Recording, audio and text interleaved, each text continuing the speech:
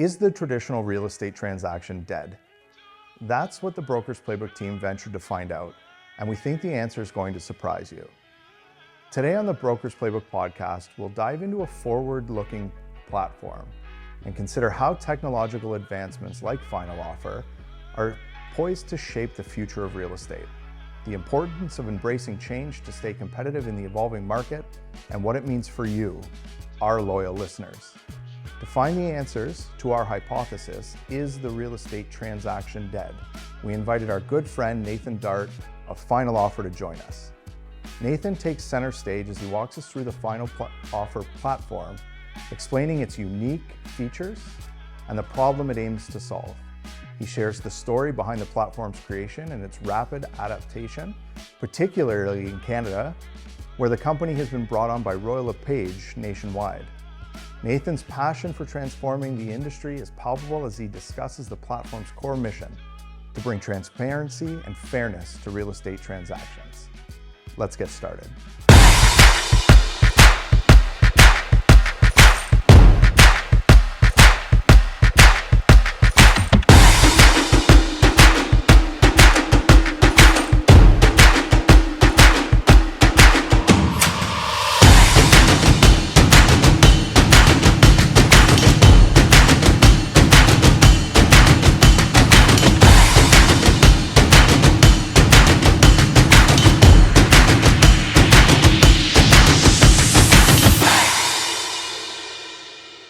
Welcome to the Brokers Playbook podcast. My name is Bobby Puim and I'm your host today.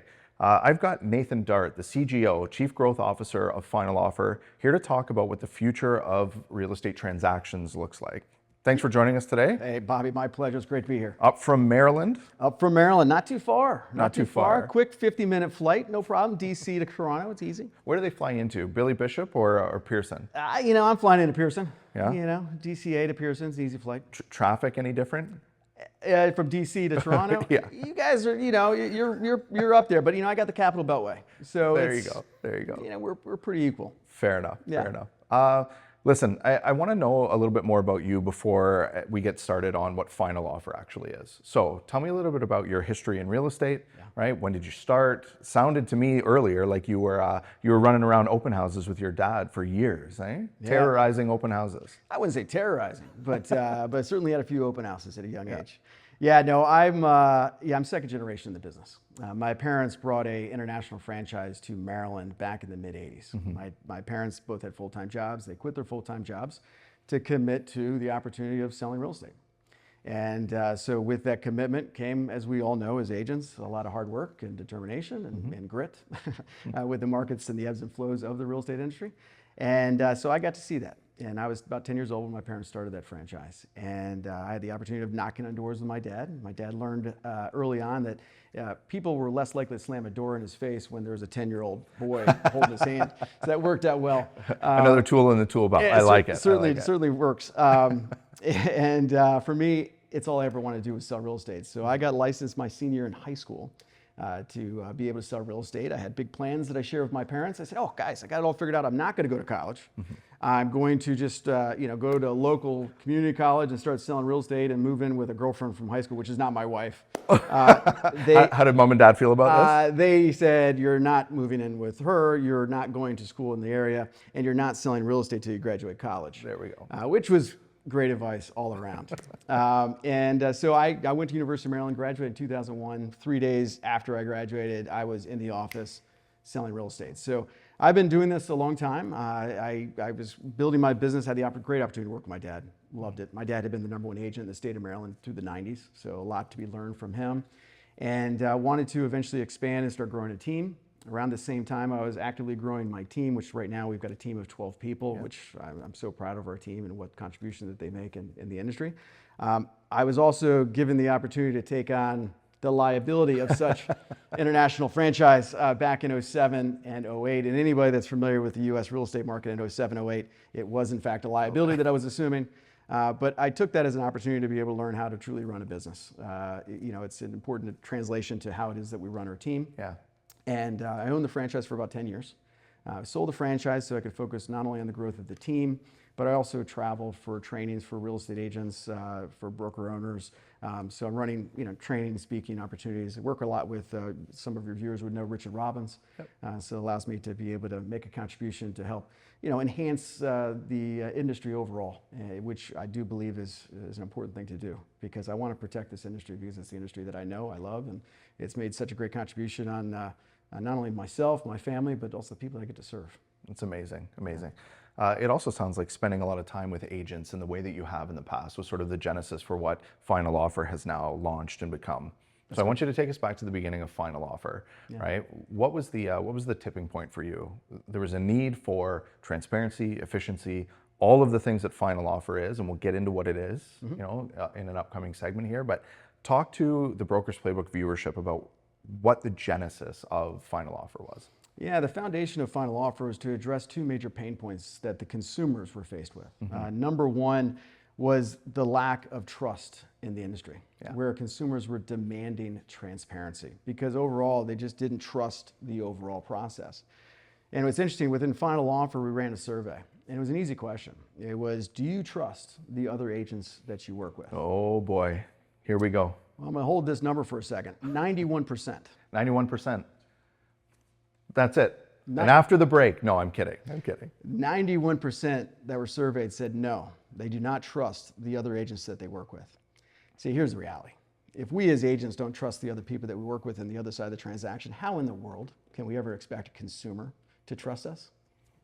So the lack of transparency caused a lack of trust, and we wanted to bring trust back into the marketplace by bringing transparency to our platform. I'll come back to what the definition of transparency is, which we'll talk about later, but then the other side of it was efficiency as far as the offer making process. Consumer says, this just takes way too long, and because it does. Way too long. They're in the dark.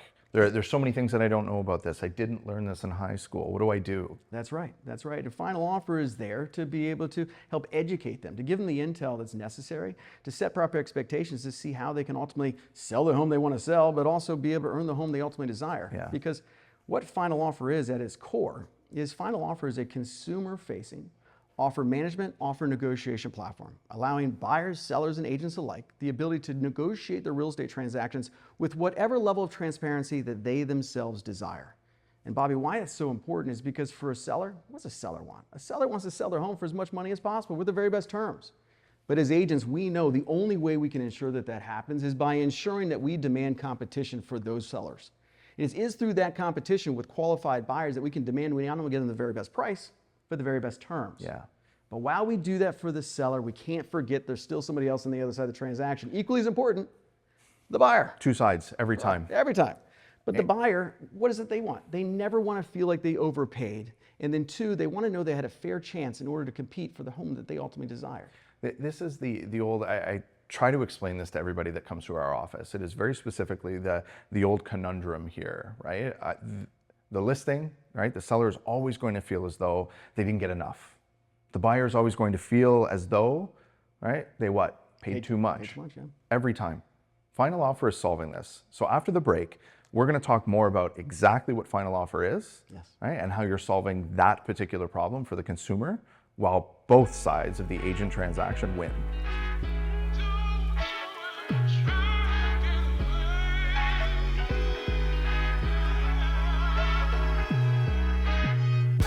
Welcome back to the Broker's Playbook podcast. I'm still with Nathan from Final Offer, and I want to know a little bit about the feedback that you've been receiving about the platform itself. So we're gonna divide this segment out into three segments. I want to know what the consumers are saying to you. I want to know what the listing agents are telling you as far as relevant feedback goes for the platform itself. I want to know how buyer agents are reacting to working in a new system like this. Great question. So start with the consumer here. Right? You and I, we know each other, right? I know that you are currently selling properties at higher than list price in most cases. We're getting the consumer what they want. What's the feedback you're getting from them about this? Well, not only we're getting what they want, but we're exceeding their expectations, especially when serving the sellers. Consumers, when considering Final Offer, they love Final Offer. They're like, okay, well, I'll follow your lead. I've seen the results, so yeah, why not? It's funny, I've had sellers that after I introduce Final Offer, I send them a 90-second video of what Final Offer is. I give them the explanation of what it is. And they call me back and say, hey, Nate, this is really interesting. Why wouldn't I want to use final offer? Which is a great question. And I say, well, legitimately, and I'm not making fun of this, it's just the reality is I guess the only reason why you wouldn't want to use final offer is if you're not interested in receiving 5% more money than I could have otherwise gotten you in a traditional way of doing business, then yeah, maybe don't use final offer. Sure. And it sounds like I'm kidding, but I'm not, because there is no reason why you shouldn't be using final offer, especially if you're interested in receiving the most amount of money with the very best terms. The seller's overall feedback is they love it, because once again, I'm exceeding their expectations, getting them more money than they ever thought was possible, and packaging it in a way with the conditions and the terms that they ultimately desire, which is critically important. That is my role and my responsibility to that of my seller. But then it's the buyers. I was just going to say, there's two consumers in every transaction. Right. I think that's lost on a lot of people most of the time, even agents that we talk to on a daily basis. Two components to the consumer. So what are the buyers saying about it? I'm going to tell you a story about the buyer, and this is a real-time example from one of my clients. One of my clients I've known him for 15 years. I've sold him and his family members 9+ houses over the years. He had been working with one of my agents. They identified a home that they liked. It was also on final offer. This particular agent, when they listed on final offer, they just used a list price only, and they said, anybody can make offers, and they're exposing those offers. They didn't devalue any conditions or terms or whatever, just kind of let it go, which is a bit dangerous, not the strategy I would use as a listing agent, but that's just what they did. Well, what happened is they listed the property at $1.05 million. Day one of being on the market, an offer came in at $115. What that did is it prevented anybody else from making an offer unless they made an offer for at least 0.5% higher than what was currently being exposed at $115.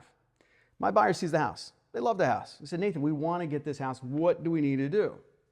They say, well, you have the opportunity. It looks like the offer window is now open and set to close at 5 o'clock on Tuesday or whatever it was. Sure. We have the opportunity to make an offer anytime within this time period prior to 5 o'clock. It has to be at least 0.5% higher than what's currently being exposed. Okay.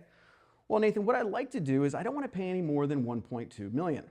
Fair. So traditionally in how we do business, if you're in an area that allows for escalation clauses, we would typically say, okay, we're going to come in at $115, and we're going to be willing to escalate any other offer over $10,000 over any other offer up to a cap of, in this case, $1.2 million. And I said, okay, well, John, same thing I've talked to you about traditionally and how we do it. If you were to cap it at $1.2 million, you're also saying that if somebody paid $1,210, you'd be okay knowing that somebody else is getting the house and that you would not be getting the house. Same way that you would educate your clients. In doing that, he said, yes, Nathan, if somebody paid $1,210, I'm fine. Totally fine with it. I will not pay any more than $1.2 million. Fine. Well, as you can imagine, as we're getting closer to the deadline, offers started coming in. Well, he made an offer, and his initial offer that he made was $1,175. Quickly, another offer came in at $1,185. Another one came in at $1,197, whatever it was. Sure. He's like, Nathan, I want to go to $1.2. Well, before he could put in the offer at $1.2, another offer came in at $1.2, preventing him from making that offer at $1.2. He can see all this because he's getting the real-time offer updates and alerts. Yep. He goes, Nathan, I want to make an offer at $1,210. I said, John. Hold on. You just told me you wouldn't go over $1.2. I know, but I can see it, so I want to go to $1,210. He goes to $1,210. Another offer comes into $1,205. He says he wants to go to $1,235 or whatever it is. I said, John. What are we doing here? You told me you don't want to go over 1.2, yet now you're going to 1.235. He goes, Nate, I know, but this is my limit. Well, before you can make that offer at 1.235, another offer made somebody higher. Ultimately, that property ended up selling for 1.275. I called John and I said, John, I'm sorry that we didn't get the house. He goes, Nate, I love this platform. I said, well, okay, John, well, you didn't win the house. He goes, I know, but I had a chance to compete. And even if I was willing to pay the 1.210 or 1.235 or whatever it may have been, I never felt like I was overpaying because I could see in real time the other offers that I was having to compete against. He goes, that's what I love about this platform. And so it's so powerful to consider it that way, that one, the buyers never feel like they overpay. They are actually in control of their own destiny. They can control whether or not they don't get the house or not. Yeah. But then the other side of that is that, they never feel like they're being taken advantage of. So many times this is blind, and it's through, the consumers think that behind the curtain, the agents are doing side deals, and their offer was never truly presented to the seller or conveyed the way they intended on being conveyed. Yeah. That's all thrown out the window now. Now it is consumer-facing, offer negotiation that elevates the experience for everybody, giving everybody a fair chance to compete. How does the listing agent feel about it? Is there a huge learning curve to everybody that takes it forward? Great question. So, initially, I got to be honest, when we brought Final Offer to the marketplace, we brought a Ferrari to the marketplace. Yeah. And I mean, of course, all your viewers, I'm sure, are qualified to drive a Ferrari. So I'm not talking to the right audience, but some agents aren't just qualified. People just aren't always qualified to take keys and figure out how to. So we realized that within Final Offer, being that it's a tool for us as agents to use, we had to find a way to meet you as the agent where you're at. Mm-hmm. So there is certainly an advanced way of using Final Offer, but the very basic level of Final Offer is just listing the property with a list price only on Final Offer, mm-hmm. allowing agents to upload a PDF directly into Final Offer that then they can show that an offer was received in this day and time in a consumer-facing platform. So it's not just for agency, but consumers can see it, buyers and sellers. Yep. And then if they choose at the later time, they can take the offers that are received and they have options. They can either accept it, reject it, or counter it, which clearly we understand that. Nothing's changed. Nothing's changed. But you can also imagine a world that in a traditional way, say you have 3 offers that come in. And out of those 3 offers, say buyer number 2 has the most, attractive offer. And traditionally, you can only go to buyer number 2 and say, hey, buyer number 2, if you make this small adjustment, I'll accept your offer. Yeah. Well, they make the adjustment and then it's done. Well, you don't know what buyer number 1 or buyer number 3 would have been willing to do if they'd known that that's what it would have taken to win the property. But now with Final Offer, we can now, at any given time, the seller, after reviewing the 3 offers that are currently on the table, they can come in and say, hey, as a seller, based on what I've received, I'm willing to take an offer at this price in these terms. Mm-hmm. If you give me an offer at this price in these terms, I will commit to taking your offer, but I'm going to make sure that it's exposed for X period of time, allowing buyer number 1, buyer number 3, the opportunity to be able to earn the property if they so desire. The right kind of competition. Correct. I love it. Or you can leverage it in a sense that you take those 3 offers and say, okay, buyer number 3, you definitely have the most attractive offer. Here's the thing, buyer number 3. I'm going to give you 1 or 2 different options before we accept. Option number 1 is we're going to accept your offer at this price in these conditions. Mm-hmm. But if we do, you're going to allow me to expose your offer for, say, a full day, letting anybody else have the opportunity to give me this same price, if not better. Yeah. Or option B, we're going to come at you with a higher price and better conditions. And with option B, if you click option B, you can take the house off the market right now and you won't have to compete against anybody. What do you want to do? Option A or option B? Final Offer, what we're tracking is that 77% of the time they go with option B because they're afraid that if they're exposed, that level of transparency will cause a sense of urgency for the other people to act, causing the property value to continue to go up. So that leverage point has allowed us to be able to use it in negotiation, ensuring that we get the sellers the very best price, but giving everybody a fair chance to compete and also giving that buyer a chance to decide if they want to gamble and see what the market will bear or just take it off the market. Which actually takes us down the line to you're doing that, and it takes us to the buyer agent.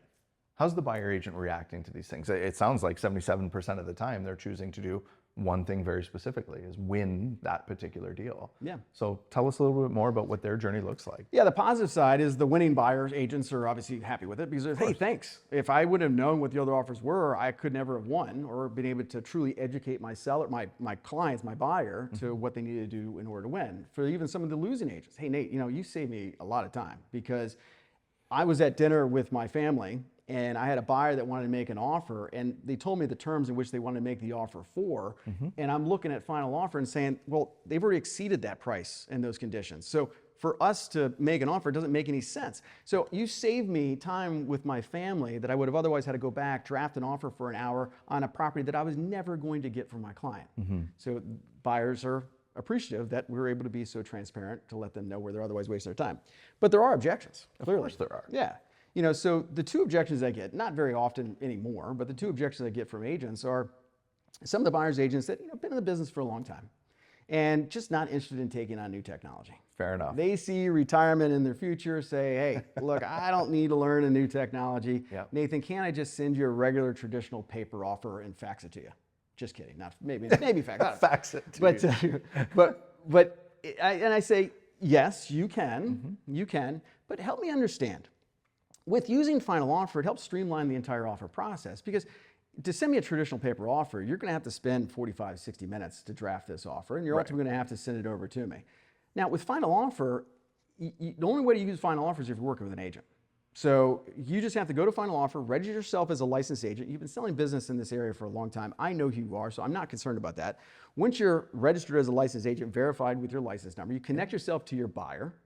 And then at that point in time, you draft up an offer agreement. It only takes you 3 minutes and you submit it. And if you're in fact the winning offer, well, just give me all the required forms after it's done. That's the fastest way. I mean, that's one option. Sure.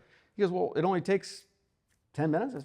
It only takes 10 minutes. He's like, oh, okay, well, I'll do that.